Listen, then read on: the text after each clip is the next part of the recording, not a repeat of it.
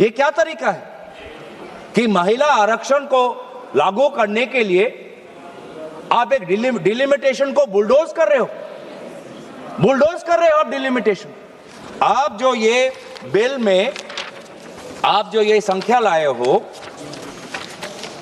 Clause 3 में कि article 81 of constitution में संशोधन आना चाहिए कि 815 मेंबर्स आने चाहिए, ये कहां से आया?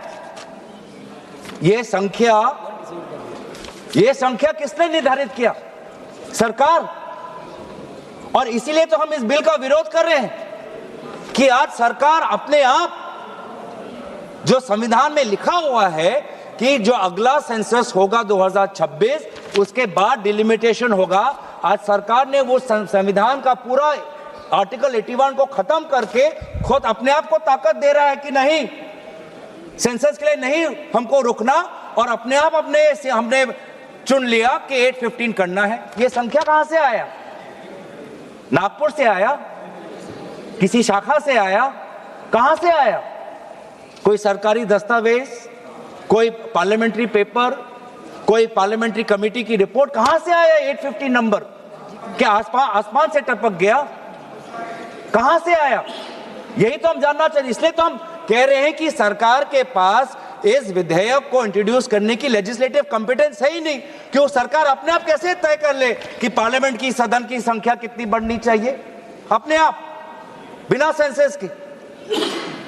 तो बार बार यह हमको पता चलता है कि आप डिलिमिटेशन को एक राजनीतिक अस्त्र के रूप से, आप इसको एक हथियार के रूप से आप इसको व्यवहार करना चाहते हैं, जो मंशा नहीं थी। जो हमारे संविधान के निर्माता थे, डिलिमिटेशन किसी राजनीतिक दल के राजनीतिक हथियार के रूप में निर्माण करना उनका मंशा नहीं था।